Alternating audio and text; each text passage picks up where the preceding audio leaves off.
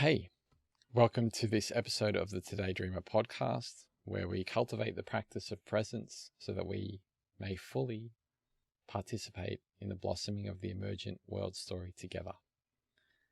Today's guest is Matt Young, the director of the Melbourne Meditation Centre based in Victoria, Australia. I'll tell you a little bit more about Matt real quick. He believes that insight and calm can be developed by welcoming thoughts and emotions, rather than by striving to make our minds empty. His guided meditations introduce unique strategies and insights and encourage listeners to adopt a playful, exploratory attitude towards meditation. He runs wonderful regular workshops and courses and retreats in and around Melbourne, and also offers online training. So, if you stay to the end of the podcast, there'll be a very special guided meditation that Matt was kind enough to guide us through. So be sure to kind of listen all the way through, because it is quite a beautiful and rich episode in and of itself. And that little treat on the end just makes it even more special. So I'll quickly let you know that I'm also offering one-on-one reflective sessions via my website, todaydreamer.com. So if you're interested in someone to hold your hand through the process that you're currently going through, or a sounding board, or someone to reflect, I've put together a structured sequence of practices and explorations that I'm looking forward to moving through with a small hand-picked group of listeners. So if that feels right to you, feel free to get in touch. And if you haven't already, please take a moment to leave a review or a comment, or send me an email to let me know what you think of the show. I'd love to hear from you. So before we get into things, actually, let's just get into things. I think we have our breath together with Matt on this one. But yeah, I hope you enjoy this episode as much as I did. And again, thank you for your presence. All right, so everyone listening, there's an invitation to gently close your eyes and come into a slow and deep breath together before we commence on this little podcast journey of ours. So if it feels right, feel free to close your eyes and see if we can inhale as gently and as naturally as you can.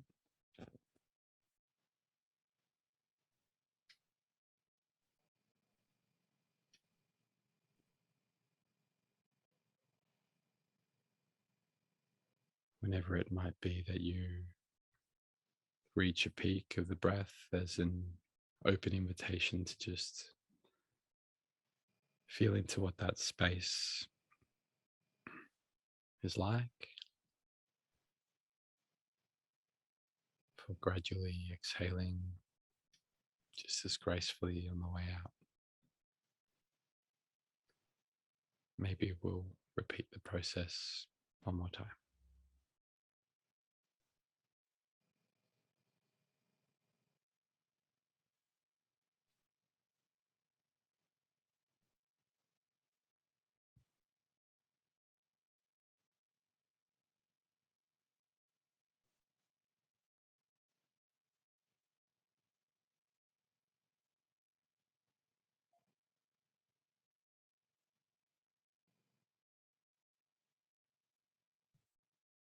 And in your next exhale, feel free to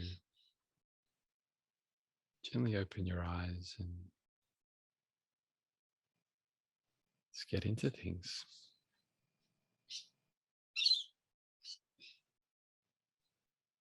So I was thinking the 4 parts I mentioned earlier around how we might be able to break things up, and open to suggestions here to see kind of how you feel and think about this. But I was thinking what I tend to get a vibe from you, Matt, of let's make meditation accessible to as many people as possible. That's kind of a clear sense I get from our interactions in the past and everything I've kind of come across of yours with previous chats and things like that.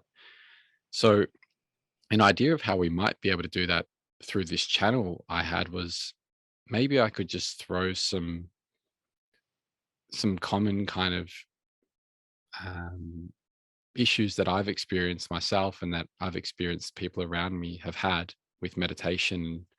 Let's just see what you would have to say about that. I thought that might be one way, and then we could maybe even explore the idea of accessibility a little bit if you are open to it.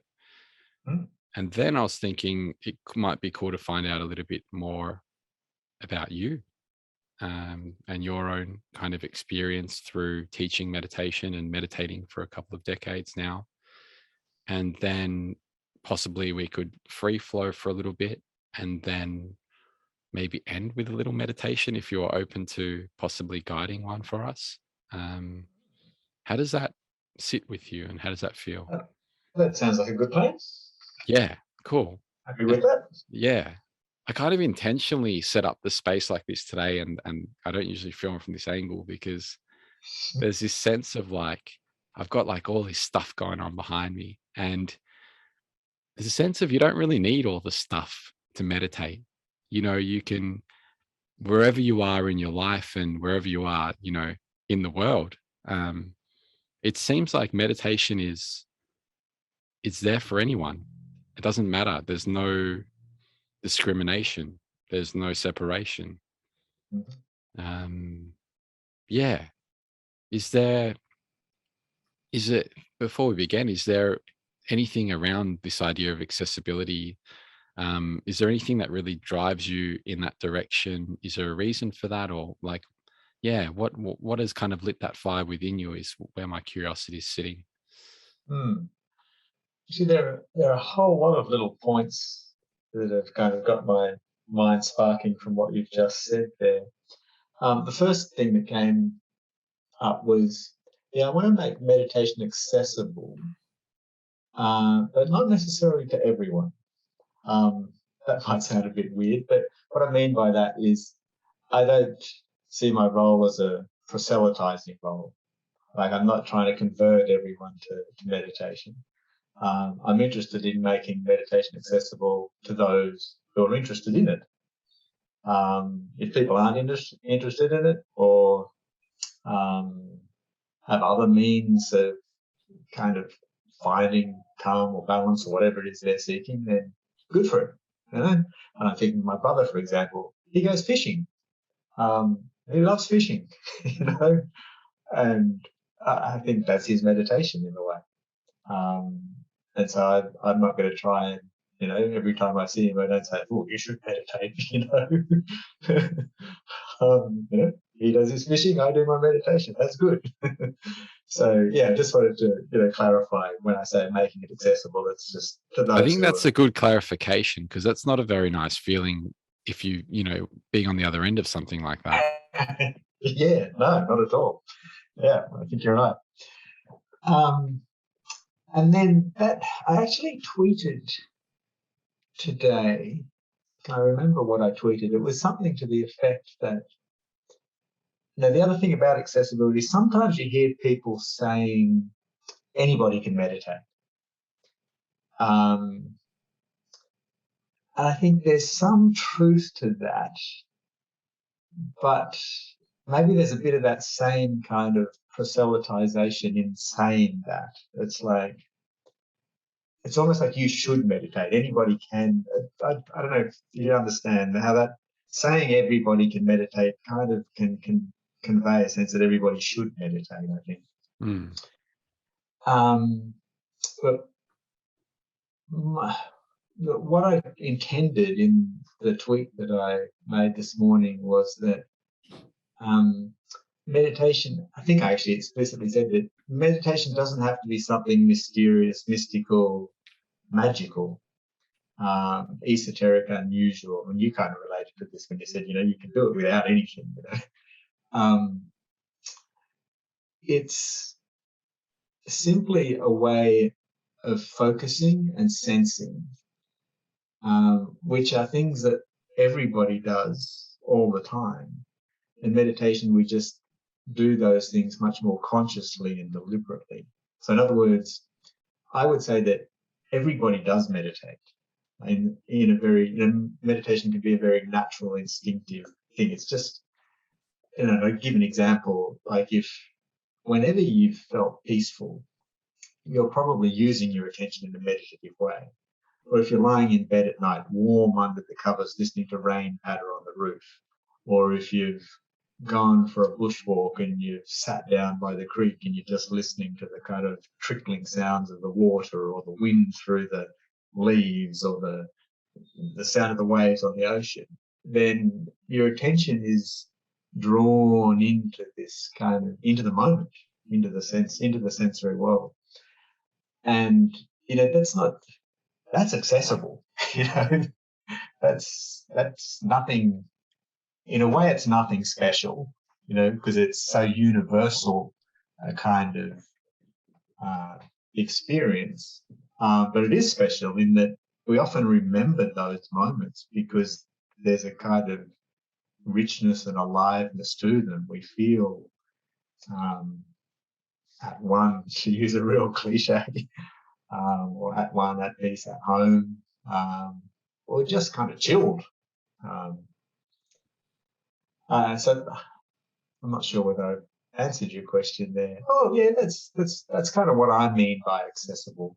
Yeah, I like that clarity that you've kind of shined on that, because sometimes we can, in the way we express things, we could maybe subtly be taken one way that maybe wasn't intended, or we can even, there could be this idea of, people could feel a certain way by hearing, everyone can meditate, this sense of, or even like this sense of pushiness, or everyone should meditate. But I think what you've addressed there seems to be like this idea of, maybe people that feel like they can't meditate, or they haven't got it within them. Maybe they've meditated in the past before and they haven't even realized it, and they didn't even realize that was meditation, or this label of meditation hasn't been attached to that experience, so that connection wasn't quite there. But I think what you're saying is, it's kind of, this is what I'm hearing anyways, it's within all of us, or we've got access to it if we want to go down that path, or if we want to explore that area, and we're probably doing it in ways we don't even realize. Yeah, exactly. What you were alluding to there was, someone might hear that statement, anybody can meditate, and they might, a lot of resistance might come up, because they might say, I can't, I've tried it, didn't work, it's impossible, it's crap. But that's their kind of stereotypical conception of meditation, blanking the mind, sitting in the lotus pose, chanting Om, or whatever it might be. I think I can't do that, and they'd be right, or they'd be right to the degree that it might have been unsatisfactory or uncomfortable for them to meditate in that way. But if they have a broader conception of meditation, then they might go, well, actually, yeah, you're right. I don't mind that, Yeah. And maybe I can meditate in some way, if not in the kind of way I thought. I've got a curiosity coming up. If you've ever experienced, I know that I've come across this a couple of times and I haven't really been sure what to make of it. This sense of almost like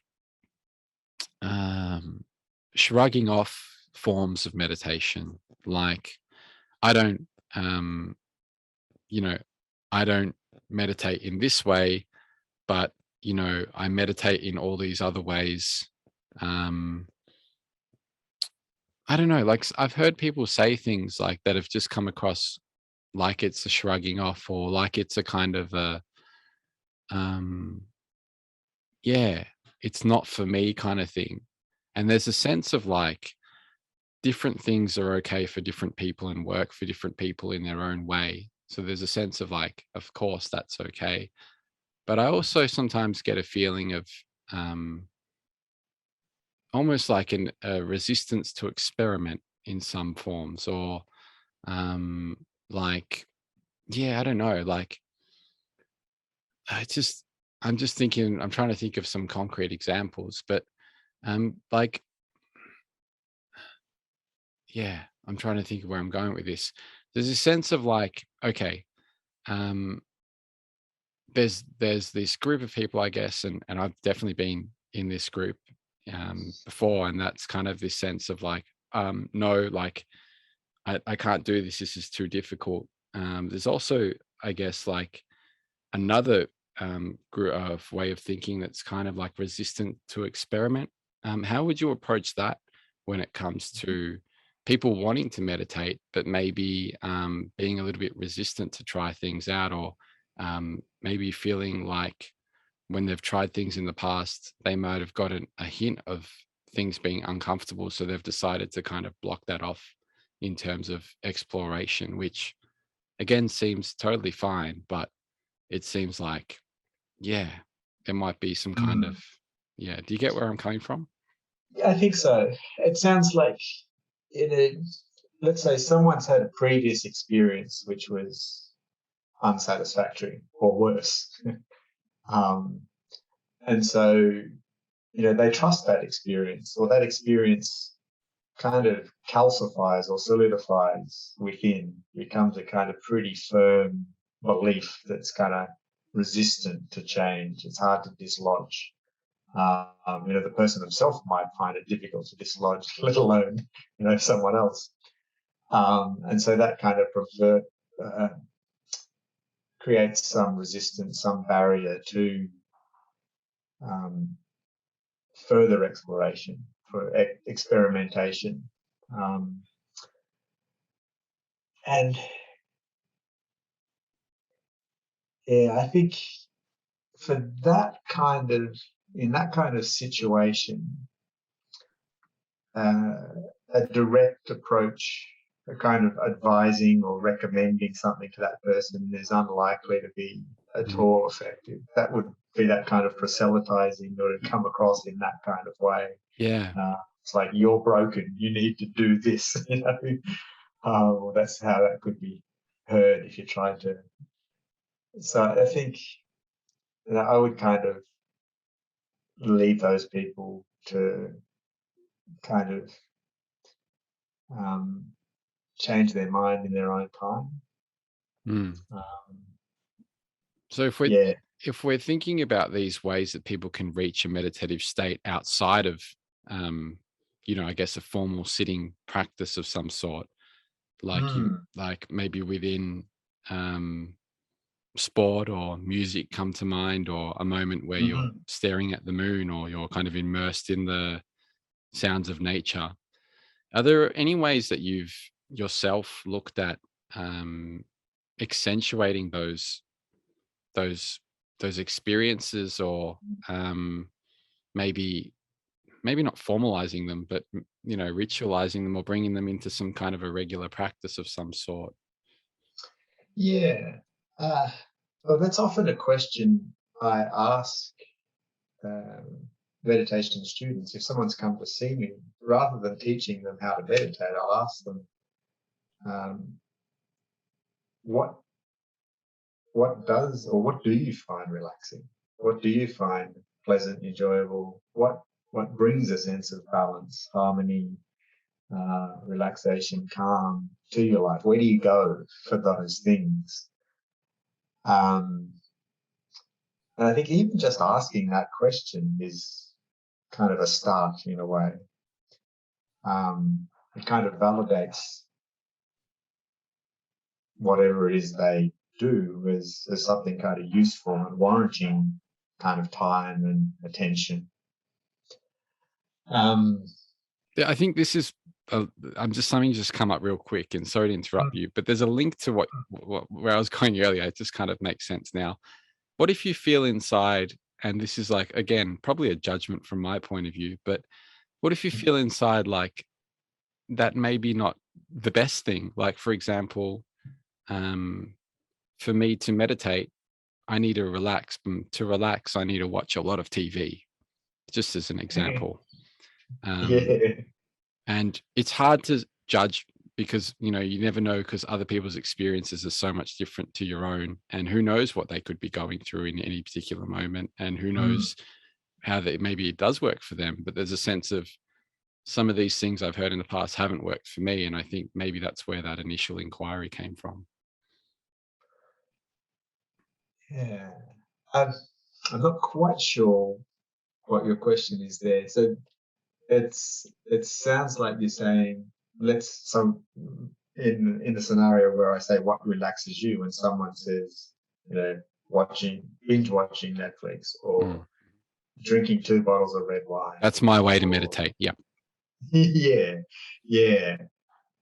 I think so whilst I like to have a broad, flexible definition of meditation, I think what you might be alluding to is, where are the boundaries, or where do you lie? Where does something become not meditation? Yep. So yeah, I would be likely to inquire a little further, like that sounds like it's an effective means of relaxation for you, but are there any drawbacks to that particular thing? Yeah. Or do you think it might be, or would you be interested in exploring ways to relax which weren't dependent on your Netflix subscription or your trip to Dan Murphy's, or whatever it is? But and again, like, that's almost it's not like judgmental. exactly, and it's not offering advice. It's just kind of inquiring and maybe encouraging curiosity. Yeah, seeing what the person themselves thinks, really. Yeah. So, okay. So I'm just going to throw a few more kind of things that I've heard before, and one of them is I go to sleep when I try to meditate. So there's a sense of like I can't meditate because I always go to sleep. And my ex-partner used to say this quite often. She used to just, go to sleep or be in pain. So there's like there's two that are coming up for me at the moment. What would you say to someone that maybe felt like that? It'd be a similar approach. Firstly, I might ask, how do you know that you're asleep? Because I think that's often, very frequently, people assume they have gone to sleep. In other words, I would say they might be mistaking a sleep-like experience. It could be a heaviness of the body. It could be a drowsiness. It could be just that their thoughts are appearing to them in a much more random, fragmented way. Their thoughts, rather than a kind of linear, cohesive kind of narrative, maybe fleeting images or fleeting imagery just popping up, random imagery popping into their mind. So this is a type of thinking, but it's a type of thinking that they normally only experience when they're asleep or when they're dreaming. So it's got this kind of a dream-like or a sleep-like quality to their experience. Or another way of putting it is, people often, I feel, see sleep and wakefulness as binary. It's an on-off switch. You're either awake or you're asleep. Whereas I see it as a spectrum, where you've got at the top end of the spectrum highly awake, alert, or even panicked, fearful. It's if you're panicking, you're very awake, very alert. And then there might be stages where you're kind of bubbly, effervescent, then wakeful, then awake but feeling tired or fatigued, and then drowsy, dull. So there's a whole spectrum there. And in meditation, you're accessing the lower half or the lower reaches of that spectrum. And non-meditators may not have consciously explored the nuances of all those. So as soon as they kind of tip into that territory, they think, oh, I'm asleep, because that's what it reminds me of. But in fact, they're actually if they can say I was sleepy, then in fact they were awake. Because Yeah. if they were actually asleep, they wouldn't know. There's a sense of also labeling those stages in the spectrum as good or bad, or maybe uncomfortable or unusual, whatever it could be. And what's coming up for me is just this idea of actually, I've heard, I think it was Shinzen Young. I'm not sure if you've come across his work before. He's kind of mentioned that there's actually like a beauty in one of those kind of spaces. That's actually like the aim is to be there, or at least when you're there, you hang out there for a little while. Yeah, exactly. And I think, it's interesting. Some people don't like to feel drowsy, for some reason. They don't like a kind of sleepy feeling. They feel they want to be up, stimulated. Maybe they associate it with kind of sadness, depression. Maybe they were depressed at some point, or they've been taught, or somehow they don't like the kind of low energy, sad, melancholy, relaxed kind of spaces. So they kind of resist relaxation itself.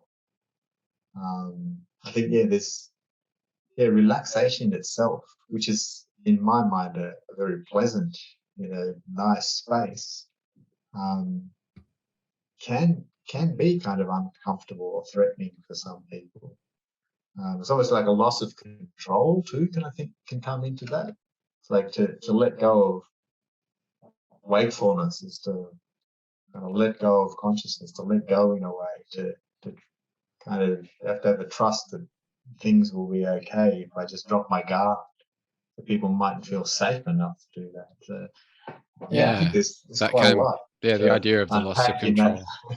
Yeah. Mm. There's plenty there. And I think this keeps coming up every time I speak to you, Matt. Actually, this idea comes up, and I think there's so many layers to it. It's the idea of, it's just the parallel between meditation and life. And I guess you can kind of draw a parallel between anything in life. But for example, playing the keyboard, like we discussed Yes. earlier.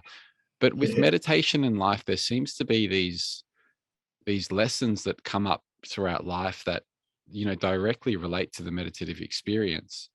And this sense of, um, as a perfect example, this sense of letting go of control, can be quite beneficial both in meditation and in life, I've found. Mm. And other little, beautiful, just it's like everything. I'm not sure about everything, but it seems like almost every little pointer that you've provided me in the past has a sort of link to life in a way, and I find that fascinating. Mm. Mm. So I see I think meditation should be a microcosm of life. And I say that because often meditation is kind of compartmentalized. It's almost like it's a part, uh, separate from life. Even in, sometimes the recommendation is that you find a special meditation time and place. So it's like, here's your life, here's your meditation. Meditation is this like greenhouse environment or glass house, which is completely separate. It allows you to escape or retreat from life. Um, and I think that has its benefits. It's not. I'm not saying that's not useful, or good in some ways, but like you say, if meditation is kind of integrated with life, um, then it can then influence life and vice versa. Practice can influence life, life can influence practice, rather than having them kind of discrete, separate things. Yeah, this is actually a question I wrote down for you when I was thinking about our chat, and it's this idea of, I've heard it come up in a number of different contexts, but it's the idea of like creating a bridge, or beginning to build that bridge between your, I guess, practice or whatever that may look like for yourself, and life. So is there anything you could share around that space of like, maybe fusing the two, although it seems like they're already together in a lot of ways, like there's maybe not too much you need to do, but I'm sure there are things that can help, um, you know, allow that to be more of an obvious thing, or more of a Mm, useful thing in life, or maybe not useful, so maybe useful is not the right word, but yeah, there can be a marriage that could take place, I guess, once mm, that's a conscious, once that's kind of a conscious thing, when you're aware of how connected your practice is with life.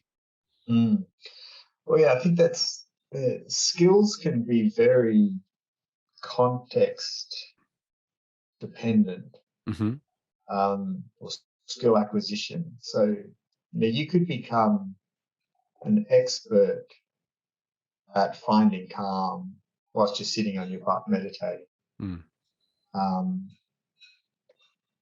but that does not necessarily transfer into your life at work, your life in peak hour traffic, your life in relationship, etc., etc. It can, and it does for some people, but not necessarily. So I think you have to look closely to see whether it is the case for you.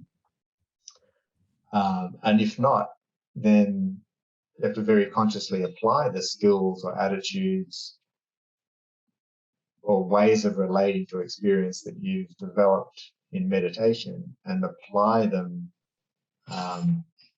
where they're needed at the key points or key moments in your life. I think that's why I think we often use the word meditation practice just by default, without thinking, actually, why do we call it practice? Because it's not the real thing. It's practice for life, maybe. Mm. If that makes sense. I Yeah. was just, yeah, that makes a lot of sense. It's kind of thinking like maybe life's just one big meditation. And there's this sense of what you're saying about the spectrum of dream states. Maybe that's just another state of in the spectrum when we're awake and we're in real life, I guess. And then when we're practicing, maybe that's just another space on the spectrum, you know. Um, yeah, do you know what I mean? Like, I could be driving and I could be in a meditative state while driving, Mm. and that would look very different to what we were talking about earlier with this, drinking red wine or watching TV. So if it's all a sense of a state of being, um, yeah, it just seems Mm. like th- that. I don't know. It's just like a different frame, I guess. Mm. Mm. Yeah, that reminds me of, you might be familiar with Osho. No, not really. I haven't read his stuff, Ah, but people have yeah, kind of mentioned him quite often. Yeah. yeah, yeah. He's definitely a bit of a character. Um, but I remember in one of his books, he said, the happy person doesn't need to meditate, um, because they are. It's a natural state of, well, they are meditating because it's just who they are or the way they are. They're infused in that way of paying attention, that way of attending to life as it unfolds. So in that way, yeah, he's saying exactly what you did. Life is meditation, or life can Mm. be. Yeah. Mm. Yeah. I've got quite a few things coming up, but I kind of want to stay on track with this accessibility, and maybe just throw a few more little ideas out there for maybe people on the beginning of their journey. And then I think when we kind of shift into this next phase, we might be able to, just had a thought, maybe we could, um, yeah, I don't even know how to explain this, but I was thinking maybe the accessibility kind of things, it could probably hit anyone at any part of their journey, whether they've been meditating for 3 days or whether they've been meditating for 10 years. Like, lessons seem to hit us at different points. So yeah, I was just thinking maybe we could do a couple more. Is there anything that comes up for you when I say um, common reasons people feel like they're incapable of meditating? What would be the most common reason you come across or you've come across before? I think the most common one is, I can't meditate because I can't stop thinking, I can't clear my mind, or some variation of that. That would probably be the biggest. I was going to say I can't meditate because I don't have the time. That's certainly an issue too, but that one's less common now, because the recommendation always used to be that you need to find 20 minutes in your quiet place to set aside time to meditate. But that model is not really so prevalent anymore with the kind of proliferation of apps with 2-minute meditations and 5-minute meditations. So people don't have that unrealistic expectation, or that expectation that I have to set a whole lot of time aside. They recognize I can do it in short bites or integrate it into my life. I think that's still a kind of issue for some people. But yeah, the bigger one and the more common one is, I can't meditate because I can't clear my mind. What do you do when you can't clear your mind? Or what do you do when you feel like there's a lot going on during a meditation practice? There isn't, typically for me. What do you mean by there isn't? Well, I don't care whether my mind is, whether I'm thinking or not. I can be equally can have a satisfactory, relaxing, pleasant, a meditation experience of which I'm totally satisfied. So it seems what you're pointing to is the judgment of the experience, or how we kind of relate to what we're going through. Yeah, actually, I was thinking about this today. I was actually listening to a different podcast on a new therapy, what they're calling metacognitive therapy. And so I would say I'm very aware of my thoughts. And what that means is I have a choice about how I relate to them. If you have less developed awareness of thinking, then you could spend 20 minutes or an hour or half a day or a week ruminating on something that stresses you out, worries, concerns, or you might just be incessantly planning, or you might be very self-critical and judgmental. You might be wondering, what does that person think of me, or what did they mean when they said this?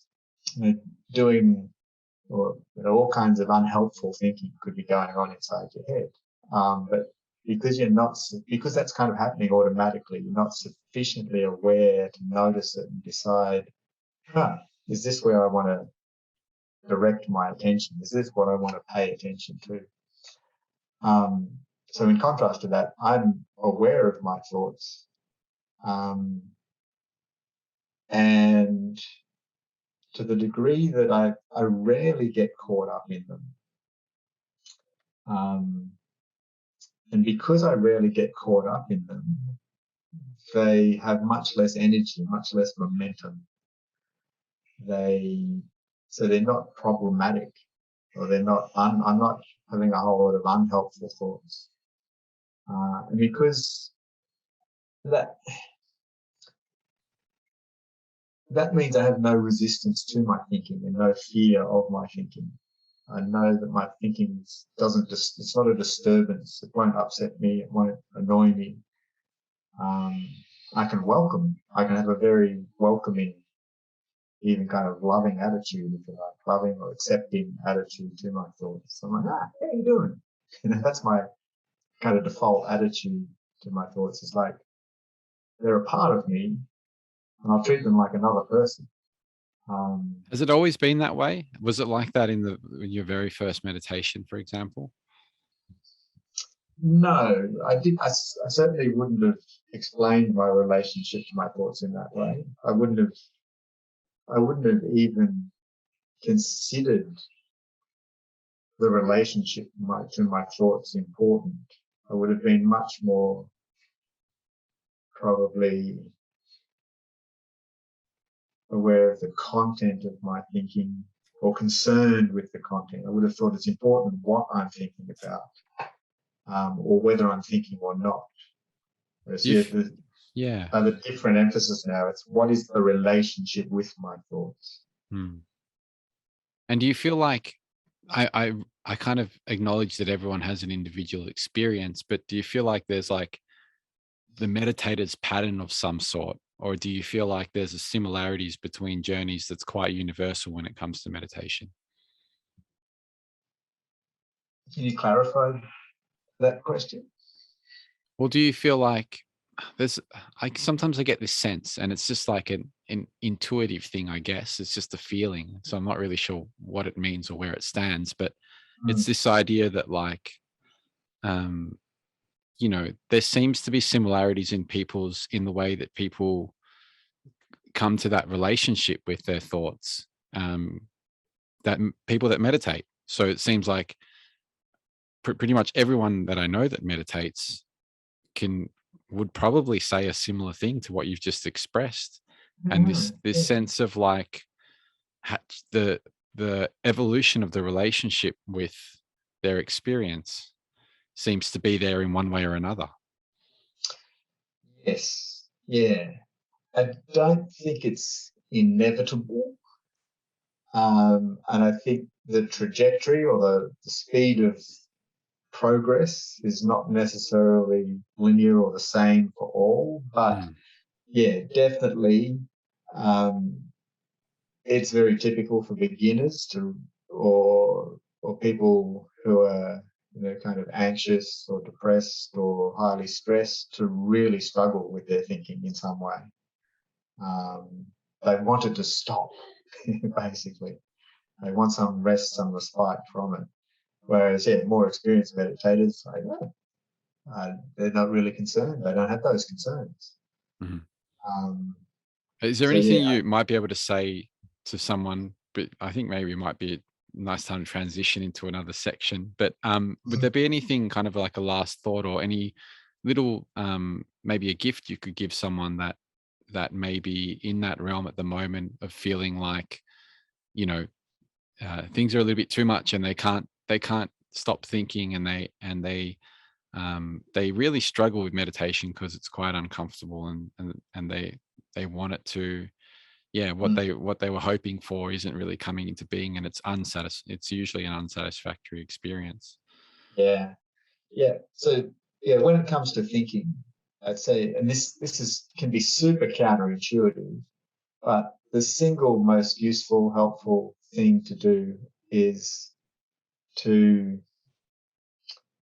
um, yeah,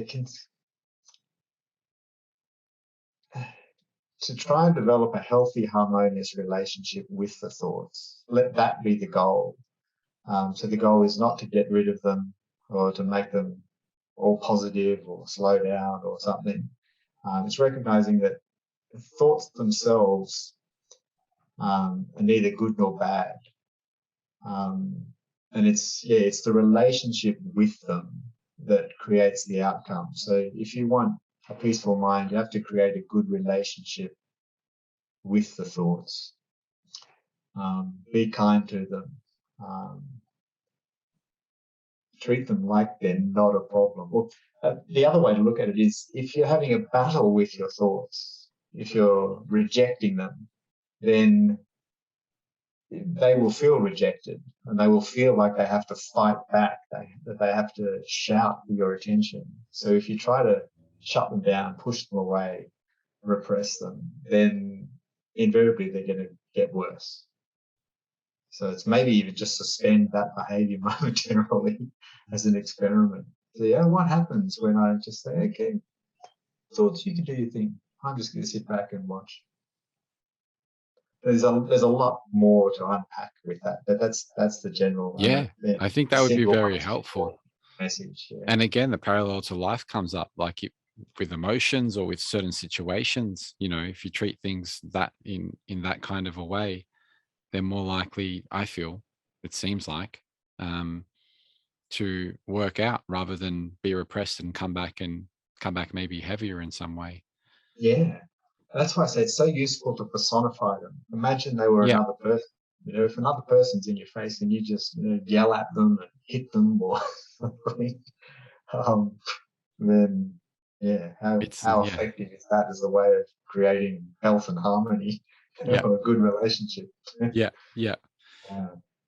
So thank you for sharing all of that, and I hope that helps someone out there listening, or you out there listening. So I was wondering, would you be open to sharing a little bit more about your experience? You've just frozen. Well, that's okay. End. You mean the sound or the video or both? Sound, video, both. We're back. Yeah, we're back. You just froze momentarily. Sound and video all went. Just frozen. Okay, maybe that was a sign. Be careful where you're going with this. I was just wondering if you'd be open to sharing a little bit. I know people usually do this at the start of episodes, but I'm really, really curious about a couple of things, Matt. And one of them is, and this is just, I don't know how, it's just something that's coming up. So I'm just going to throw it out there. It's this idea of just being curious about your own experience. And, there's a sense of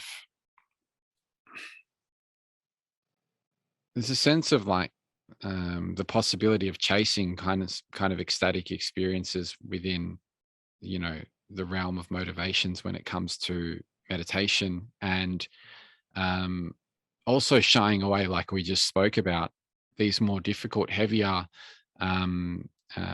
talkative, chatty experiences.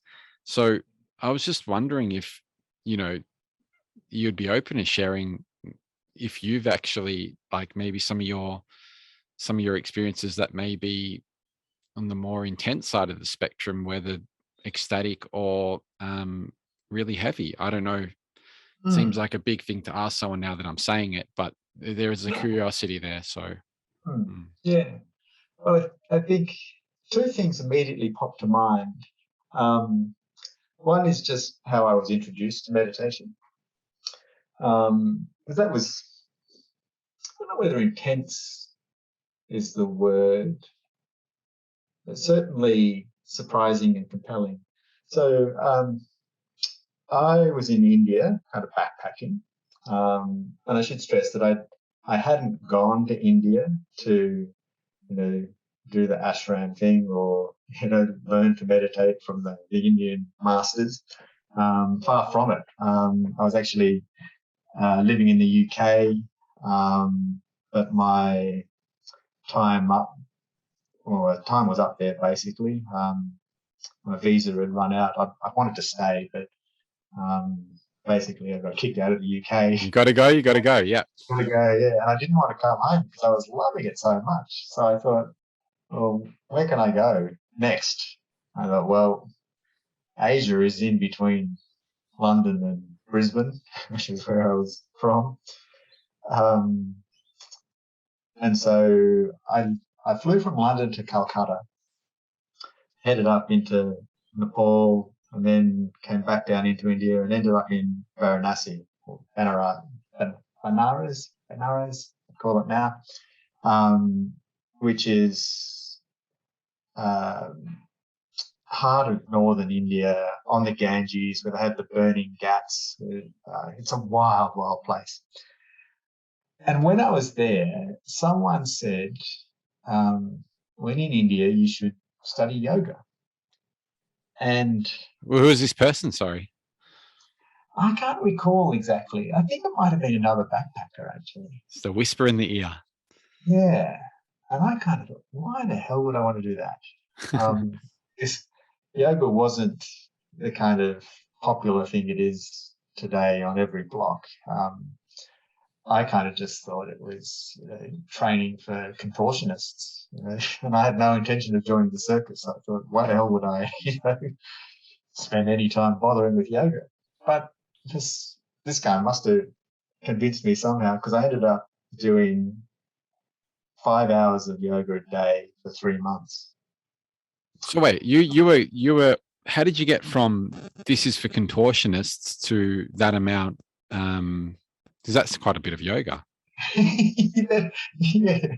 Well, obviously wasn't someone to do something by halves, was it?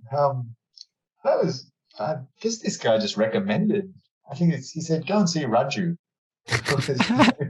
And this was Raju's schedule, was it? Like This just is Raju's schedule, okay, yeah. okay. I mean, there was heaps of yoga schools for backpackers in Varanasi. But yeah, this was just one little dude running his thing.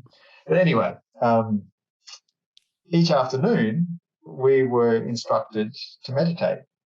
Although instructed might be not quite the right word, because essentially at some point in the afternoon, Raju would say, sit, stay, and then he would wander off. He'd leave us there for half an hour. He'd just disappear. Who knows where he went? And it was funny because we were in the top floor of a 3-story building, and the top floor didn't actually have walls. It kind of had half a wall and then was just open to the elements. It had a tin roof. And periodically monkeys would come bounding across the roof, screeching and clamoring, and all the kids would come home from school and they'd be yelling and flying their kites, and there'd be meal preparation and domestic disputes kind of going on downstairs. So it was a racket, you know. So you wouldn't say necessarily the most conducive, peaceful, meditative space. He's thrown in the deep end by Raju. That's very right. Like sit, stay, thrown in the deep end. Yeah, no instructions other than sit and stay. And yet, I can't exactly remember what happened on the first day, but on the second and third, or the second day, I started getting very hot, like sweating, I actually felt like I was worried that I was going to spontaneously combust. So that was kind of weird. Yeah. And then on the third day, that intensified even to such a degree that I felt like hot wax was just going to come bursting out my ears. So it's getting hot and I was shaking and sweating. So I thought, what's going on here? This is weird. I'm just sitting. I'm not doing anything.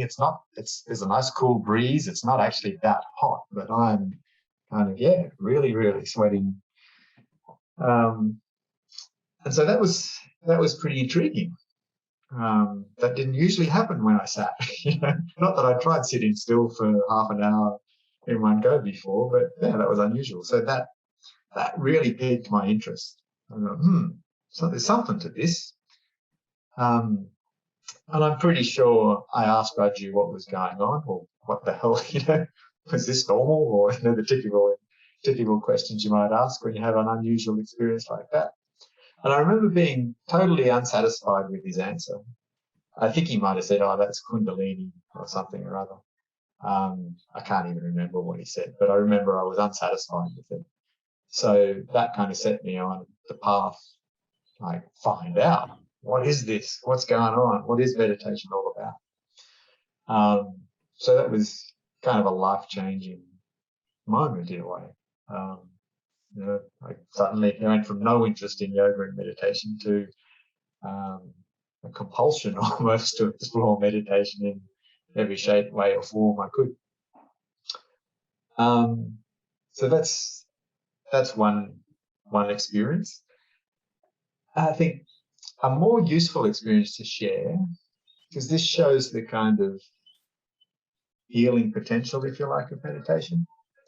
I was on a retreat, and I remember periodically, whilst I was meditating, I would feel a bit nauseous, a bit queasy. And it was when I felt this nausea, this queasiness, I associated it with, or it reminded me of a recurring dream that I'd had since my teens, maybe even earlier, in which I was chased by the Michelin Man, or this big fat Michelin Man would just chase me. And of course, in that kind of dream where you're being chased, you're just running and running and running, too scared to look behind or stop. And so, I'd been meditating periodically, and this feeling would come up, and it was kind of overwhelming. There's that fear and terror of being chased by some monster.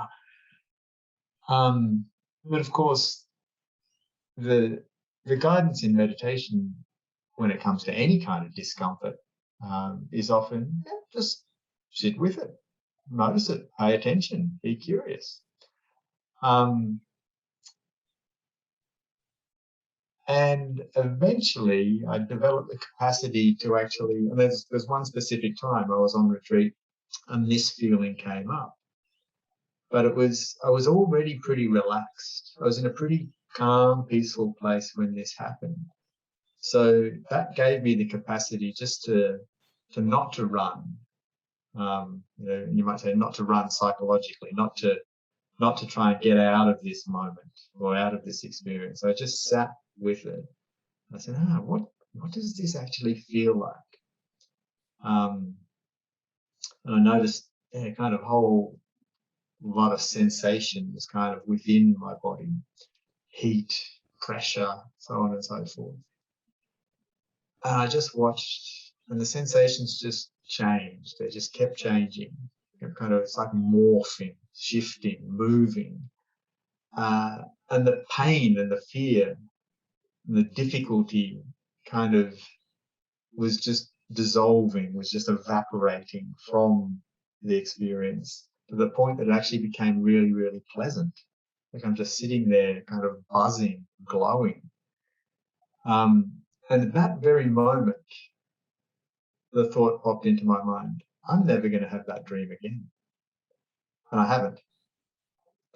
And that was probably 10 years ago now. So, yeah, I just thought I'd share that because it's a kind of interesting in many ways. And I think that, it kind of shows the potential of meditation. It sounds quite liberating, actually. It sounds quite like you're freed of something that you've been trapped in the cycle of. And that cycle seems to be a running away of some sort. But what I'm hearing is there was in that moment the closure of some kind of a circle and a completion of some kind of a journey, whatever that is, some, who knows, some deeper unconscious thing. And it definitely sounds quite transformative and quite healing and liberating. It sounds like, wow. And what an impact that moment must have had on you. Especially if you've been having that dream all your life. Well, it's funny when you said what an impact that had on you. It's funny in that in some ways it hardly had an impact at all. And I need to explain. It's like it was just like shrug my shoulders, big deal. Yep. So like something that was so massive is now like, no worries. Exactly. Irrelevant. It's kind of like, it's almost, it just sounds like something was healed and there's like some change, but then there's like almost like a dropping of a weight of some sort. But then it not being a big deal because it's just like, okay. It was, but no longer is. Exactly. Yeah. You're in a new moment and there's a new, things are constantly in shift.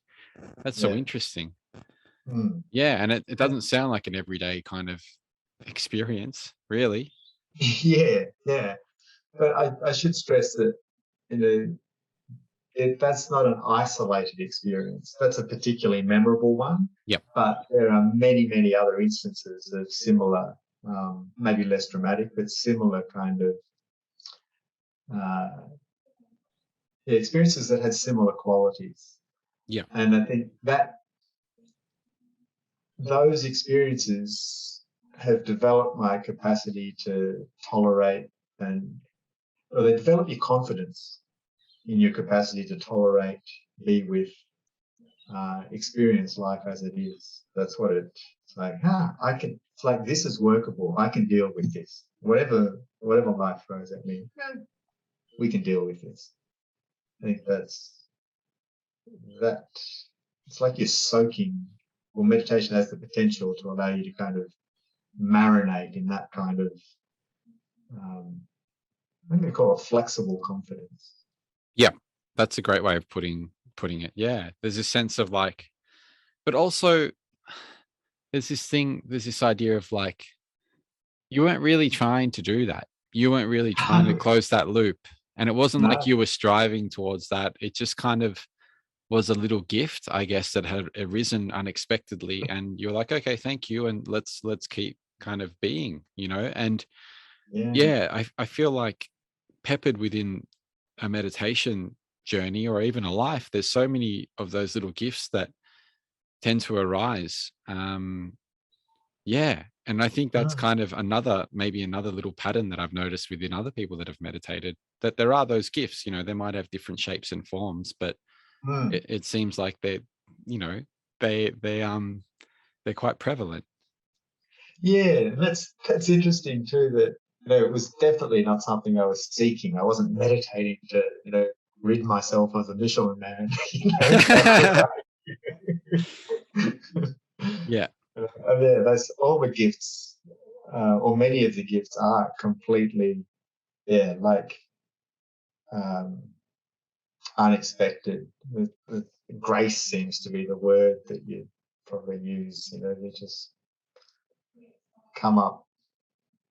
But there Yeah. was that, even though there's not a striving for a particular outcome or not tied to that story, there still seems to be a fact that you sat down and you meditated. So there's almost like um, there is some motion involved on your end. There is some, like you are kind of inviting that in, or you're making that the potentiality kind of you're almost like inviting that in a way, but not specifically, and not kind of, what's the word? You're not deciding between different things. You're quite open to whatever happens there. And I think by being that kind of a flexible, like you mentioned earlier, I can't remember what the specific term was.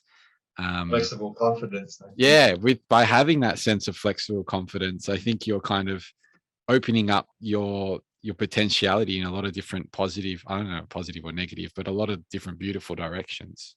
Mm. Um, yeah, it's so nice. And there's something really nice about this idea of just doing it for its own sake. Like Yeah.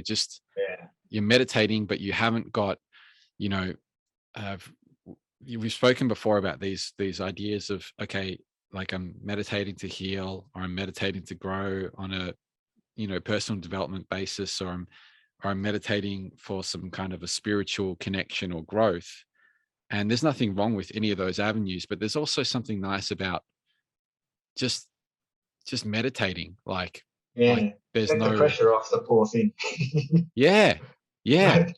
And then Yeah. again, linking that to life as well. Yeah. Okay, I'm Yeah. just going to like live my life and let go of these kind of um, these pressures.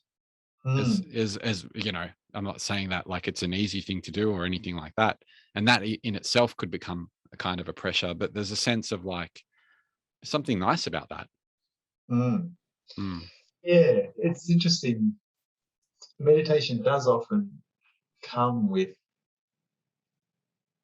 well, it's like I need a reason to meditate. Or uh, you know, we do lots of things without having to have a reason. Why you go for a walk or you sit down for dinner? Do you need a reason to do those things? They're just mm. done for their own sake. Yeah, Uh, even like the reason you went to India sounds like it's a bit like that, even though you didn't want to go home. But there's this sense of travel that comes up for me. Like, um, I once heard someone speak about reasons, like interesting ways to get to places. Like one of them was like you just sift through a bunch of old postcards and you just choose one at random, or yeah. you just flip through something and you spontaneously go in some kind of a direction, or just this sense of, you don't, doesn't matter what the reason you got to a place is, really. It's Mm, just the fact that you're there in that moment, and that's all that really yeah. matters. Yeah. Yeah. Yeah. Yeah, cool. Mm, Okay, so what do we say? Now I'm not being so mindful. We said we'll explore the idea of accessibility and then maybe yeah. move into some stories. And I do appreciate you sharing those, Matt, because yeah, it's nice when there's openness, and the stories like that are really, I think, special. So I do appreciate that. And then what do we say we were going to do after that? You recall what Free I flow. mentioned? Yeah, free flow. I guess we've been kind of doing that the whole time, and I'm looking at Yeah. my notes here and kind of seeing what questions. So that's not really free flow, so I won't do that.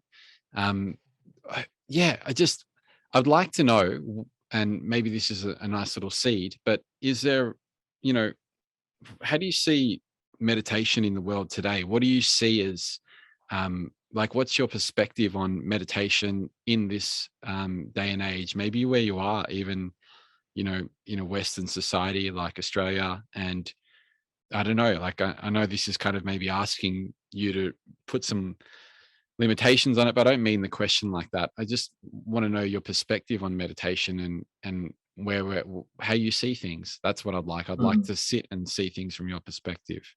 mm. It's definitely much more popular and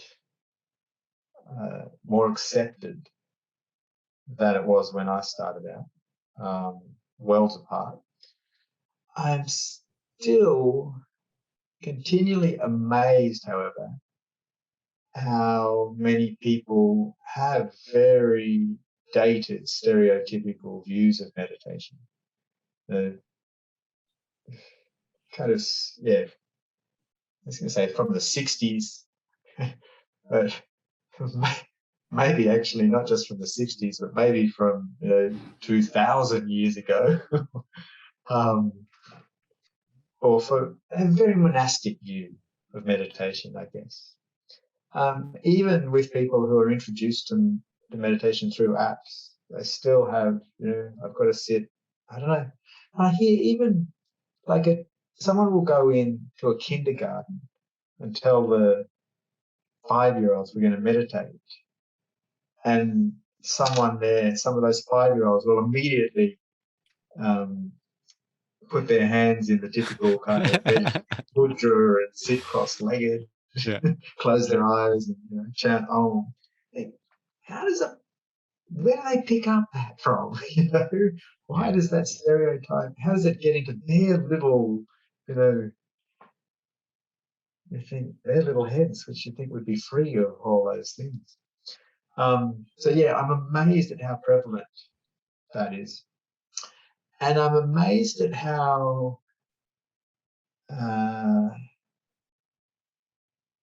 there is a general kind of distrust of the mind. Like the mind is dangerous. Mind and thoughts and emotions um, are seen. Some of the common metaphors, like monkey mind or meditation. Your job is to tame the mind or tame the emotions. Like they're wild beasts or something. And I guess maybe they feel like that to some people. But we look at, it just popped into my head, like animal training. Um, it might have, like it used to be you broke in a horse. When I listen to that terminology, you break it in, you break the horse. Um, that's not a particularly kind of, doesn't seem like a particularly nice or kind of enlightened um, kind of way to treat another creature. Um, but then you also hear of the horse whisperer, and you think of someone breaking a horse in, and think of a horse whisperer. And there's a whole different attitude and approach. And I think we're still breaking in our minds in the meditation world rather than whispering to them. Hmm. That's I don't know if that's actually the case everywhere, but that's kind of what I kind of see. Um, I think we can, do some more mind whispering. Yeah, that sounds beautiful. So we've got What was that flexible one that you used earlier? Flexible confidence. Yeah, flexible confidence The and if mind man whispering. I just got to write these down. This is good. And are there any areas where your curiosity is kind of alive these days in terms of the meditative experience? Are there any areas after doing it for so long now and being in this space? Because it sounds like India was quite a time ago at a different moment in yeah, yeah. in the way of things. But is there anywhere that's sparking your interest now that's actually like still exciting for you and still worth kind of exploring in Mm. this moment? Yeah. Yeah. Um, I think I've mentioned emotions a couple of times in passing. Yeah. Uh, and I think emotions do um, often play a surprisingly small role in meditation or in meditation instruction.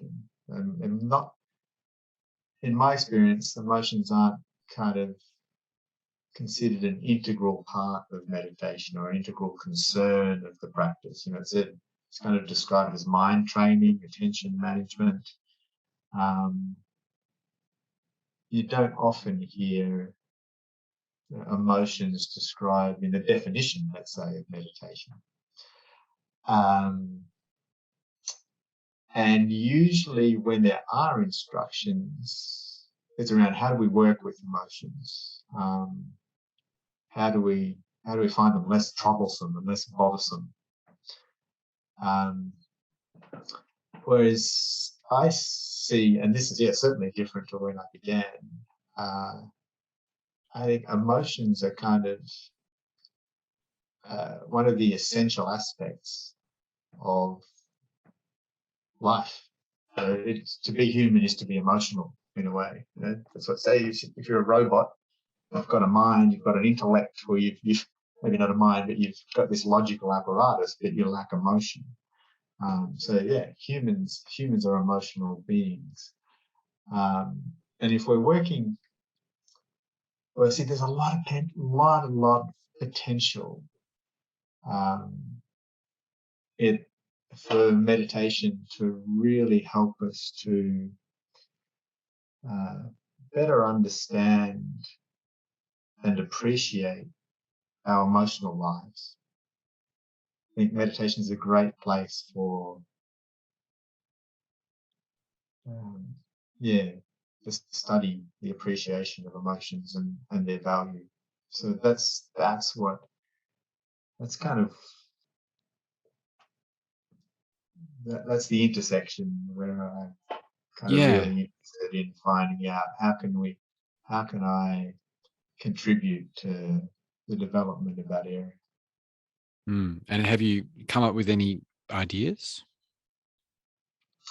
Well, just mentioning it is a start. Yeah. um, Normalizing it. There is, and I increasingly stumble across interesting researchers and authors on this topic who are talking about emotions in very new and different ways to um, what we have traditionally. Um, Any you could throw out there so I could kind of just add them on for people to look into? yeah, so Carla McLaren, Yep. um, then there's Lisa Feldman Barrett, her book was How Emotions Are Made. Mm-hmm. Carla's got several different books, The Language of Emotions. I recently came across a YouTube channel, Therapy in a Nutshell, by Emma McAdam, and she has a 30-part series called How to Process Your Emotions. I haven't made my way all the way through that, but that looks like a really good resource. And I also read a book, title escapes me. Why bad feelings are good? Why good My bad feelings are good, something along those lines. Yeah, I'll find it. Yeah. Well, good reasons for bad feelings, I think. That's a nice title. Yeah. And that was from he's a psychiatrist, kind of neuroscience or evolutionary psychology, I think was part of that. But it had some really fascinating stories too, about repressed emotions and how they manifested in weird physical ways. So yeah, good reasons for bad feelings. Yeah. That's interesting topic. How repressed emotions have come back and almost bitten you in the ass a little bit in physical ways. Yeah. Well, I'll tell you one. This is one of those really great stories. I like these kind of stories from that book. Yeah. So this psychiatrist was actually referred a patient because the patient had a right arm was paralyzed. So she'd been to all the doctors for a physical checkup, and they said there's nothing wrong with your arm. So she eventually got shunted to the psychiatrist because, seemingly there was nothing physically wrong or neurologically wrong with the arm at all. And so this guy's having a consultation with this lady with the paralyzed arm. And he said she wasn't very open. She couldn't really get much out of her on what was going on in her life. She's kind of, she was just concerned with her paralyzed arm. She wanted to fix it. But they kind of obviously asked about a relationship and so on. And then finally, at the very end of the session, just as she was about to leave, but she'd got up and she was kind of walking out of the room, he said, so what would you really like to do to your husband? And she lifted up her paralyzed arm and said, I'd like to stab him in the back. And he said, oh, did you just see what you did? You just lifted your paralyzed arm, because she actually made the motion of stabbing her husband in the back. And he pointed out, oh, look, you just lifted your arm. And she denied it. She's, no, my arm's paralyzed. Okay, it doesn't move. It's interesting. So this thought that she wanted to stab her husband in the back was so, inappropriate in her own mind, so horrifying, that she paralyzed her whole arm as a response, or that was probably the husband. It's probably a good thing for the husband the arm was paralyzed. Sounds it. But wow. And there's an amazing number of extraordinary cases like that, which are obviously extreme, but they kind of, it just points to how fascinating we are, or the amazing kind of solutions mentally and emotionally. Yeah, what comes up for me is the idea of mystery. Like, there's so much mystery in life that there's so much we don't know, and it's like, there's something to kind of to stand in awe about that. Yeah. How she can remain completely unconscious of the motivations and the kind of mechanism at work. How much kind of how ignorant we are of. I feel like we're all a bit like that in our own ways. Yeah. It's quite amazing. And that's why I think it's so nice to do things like this and have conversations and connect with other people's perspectives and just kind of interact with other people. And I think there's almost like we're able to color in a little bit more of the picture when we do that. Yeah. And it sounds like wow. I'm just kind of imagining being in someone like in her position with that specific scenario though. But I do feel like we're all a bit like that. And I think meditation helps with that as well. Yeah. It might seem like we just went on a strange tangent, bringing up that story. But you asked me kind of what excites me or fascinates me, and No, that is fascinating. That's yeah, yeah, it's an interesting space to explore. And I'll definitely be checking out that series as well. It sounds like yeah, like from what you've uncovered so far, it sounds like you feel like it's an interesting direction to head in. And mm, that definitely pricks my ears up. Yeah. yeah, I think there's lots of potential there. Yeah. Um, Yeah. yeah, I feel like, in a sense, like, yeah, this has been around for a long time, and we're talking quite a long time, and it's gone through various transitions and, evolved in different ways. And there still seems to be so much space for exploration and creativity and, remixing. Like, what's got me exciting recently is this idea of like remixing elements of different styles of meditation and bringing that together in some kind of a different way that maybe fits people and makes it more accessible to people that might want to try things a little bit differently, or might want to experiment with a whole bunch of different things and see what fits.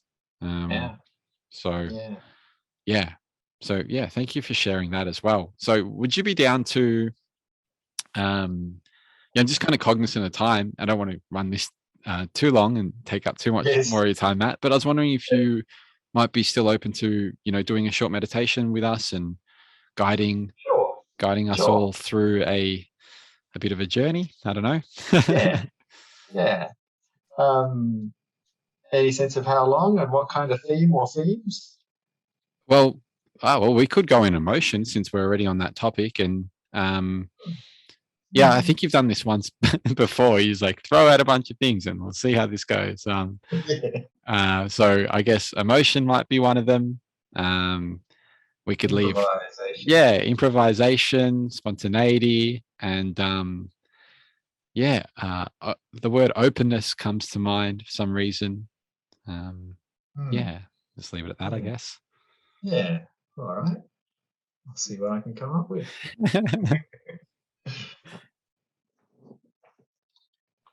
So,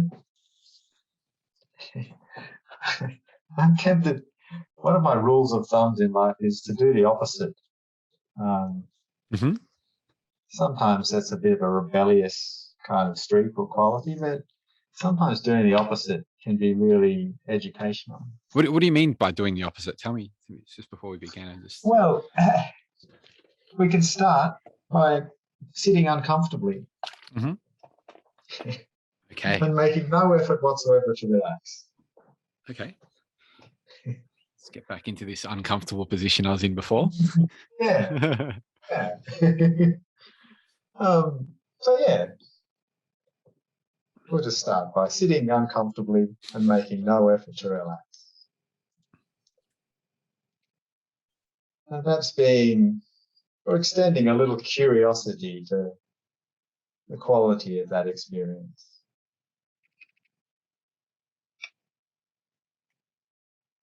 So it's kind of an encouragement not to rush into a kind of meditative posture or a meditative attitude or a habitual meditative posture or attitude. And he said just to check in with this moment.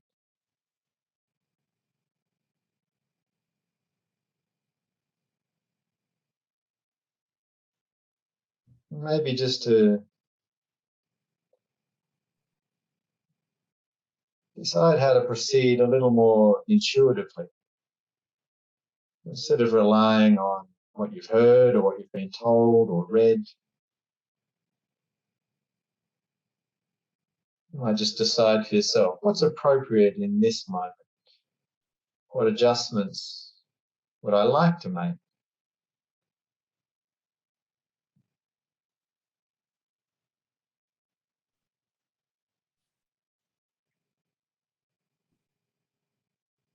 You might even say, hi there, legs. What would you like?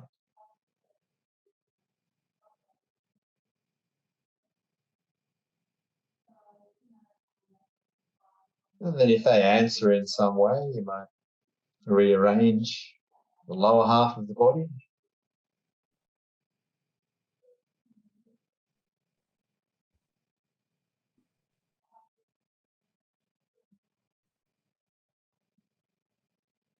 might adjust your posture just according to your own preferences.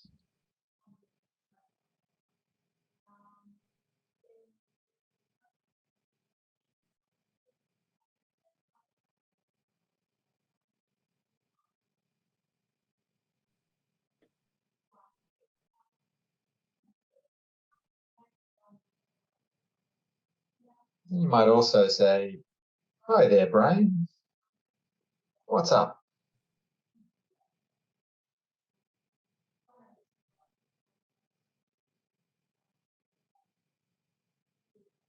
And just notice how the brain responds.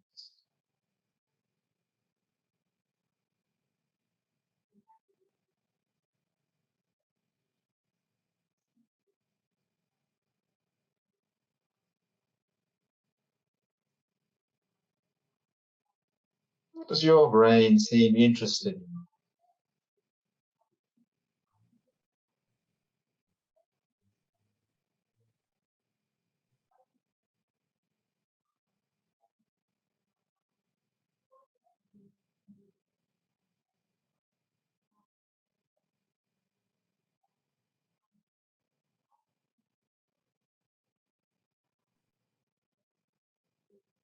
And perhaps more importantly, notice how you're responding to this moment.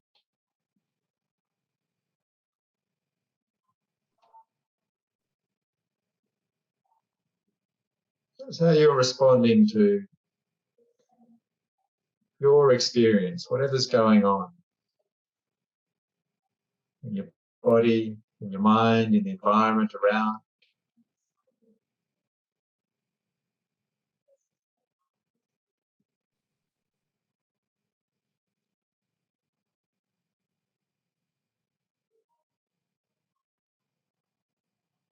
Could you say that you are totally at ease with what's happening?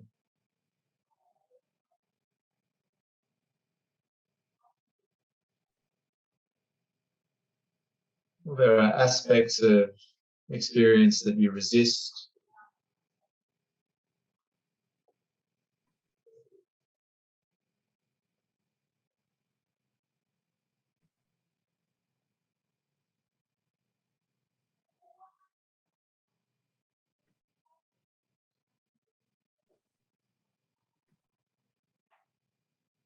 You might take a moment to pick out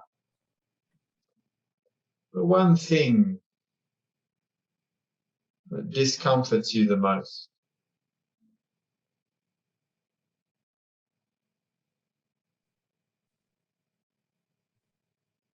It could be an irritating or a slightly irritating sound that you can hear.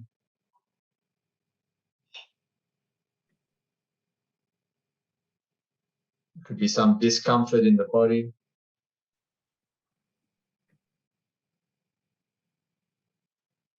It could be a mind that's a little busier than you'd prefer.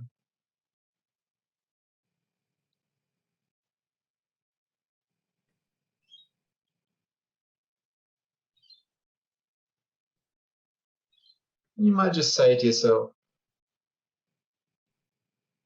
we can deal with this.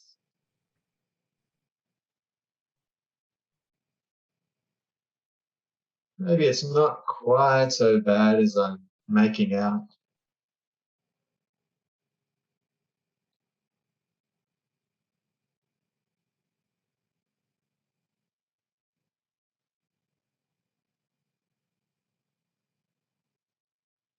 What would it be like to let this moment be okay, just as it is?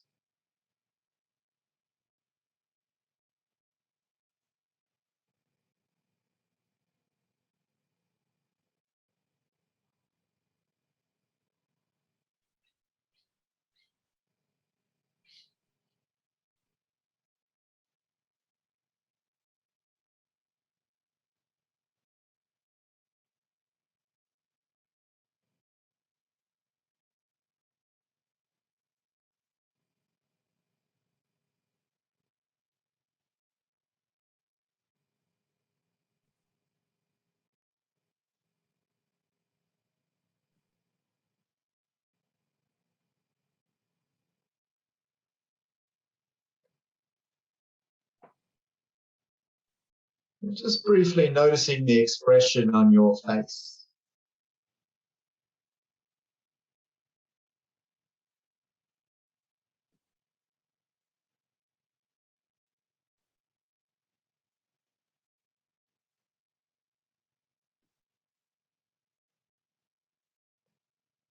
And explore what it might be like to make that expression seem a little softer, a little more neutral.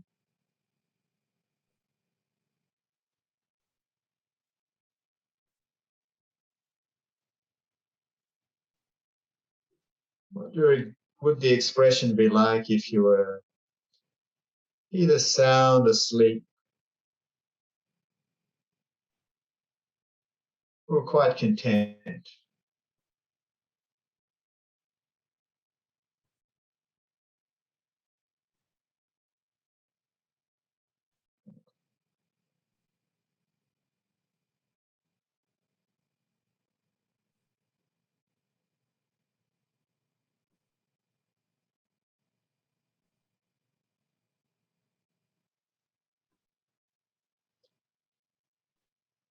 And then we'll just take a little brief excursion into the world of emotion.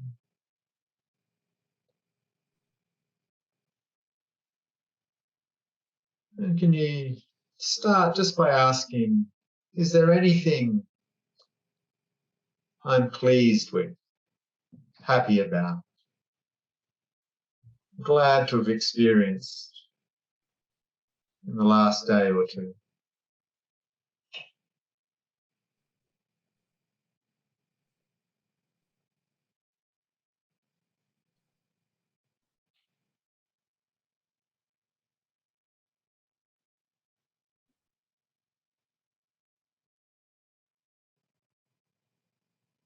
Just notice how that contemplation kind of resonates in the body.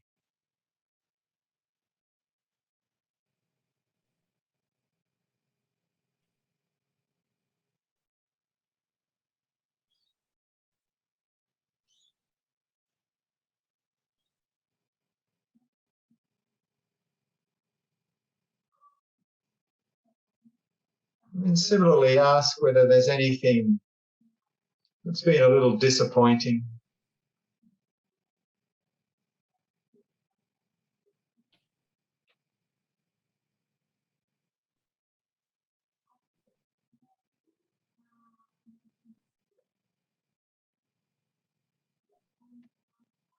and see if you can welcome any sensations, any impressions that arise in the same way that you welcome those associated with pleasure or happiness.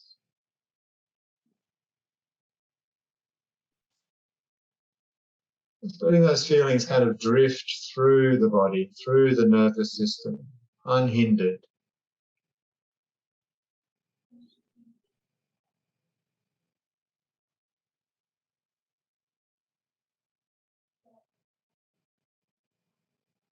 Knowing that emotions can't hurt you, literally, they're not dangerous, just information, just sensation of one quality or another.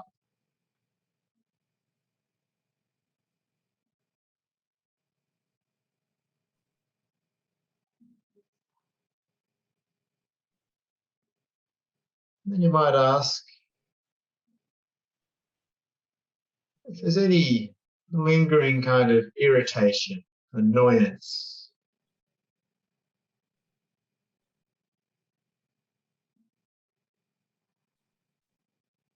floating around inside.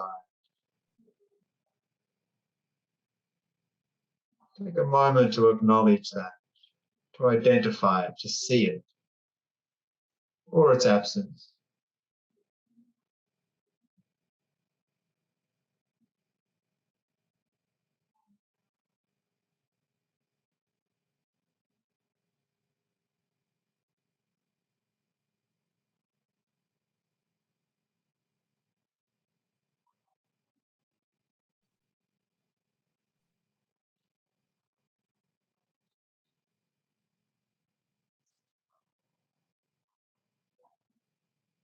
Remembering that these are just passing moments, passing experiences.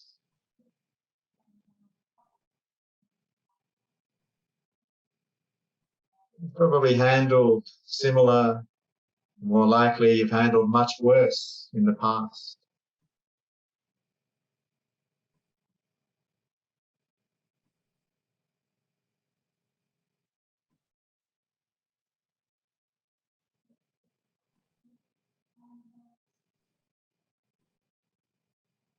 And whatever you're feeling, good, bad, or indifferent,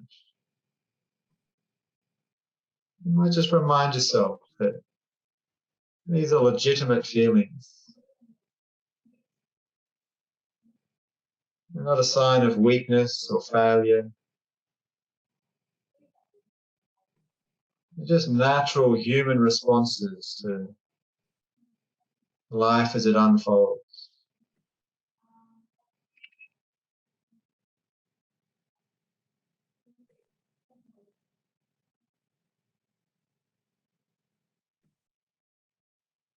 And finally,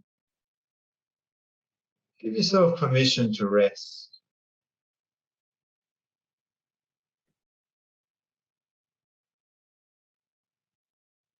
Let the limbs and the muscles go loose and limp.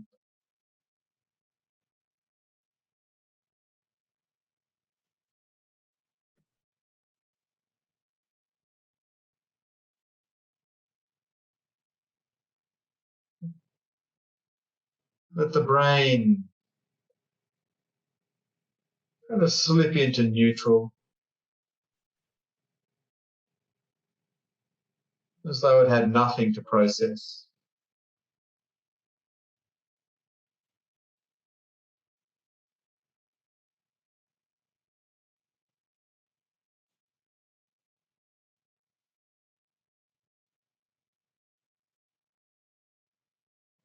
And see if you can bring a sense of acceptance to this moment.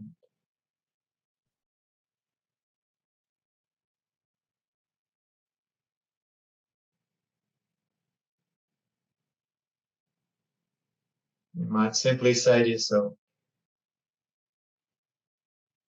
it's okay to think whatever I think. It's okay to feel whatever I feel.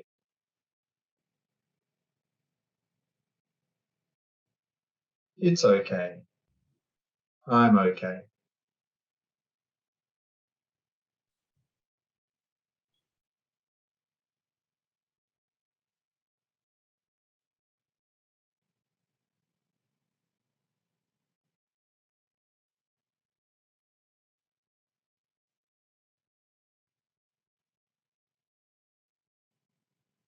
I have the capacity to meet this moment.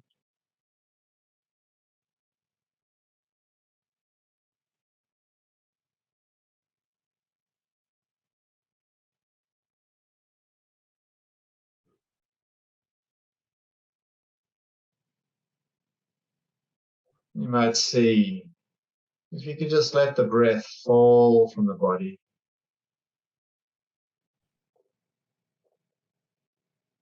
without effort.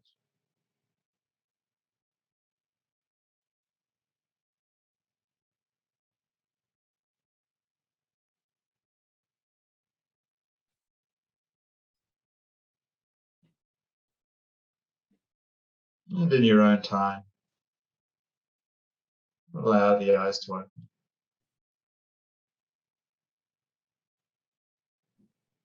And finish.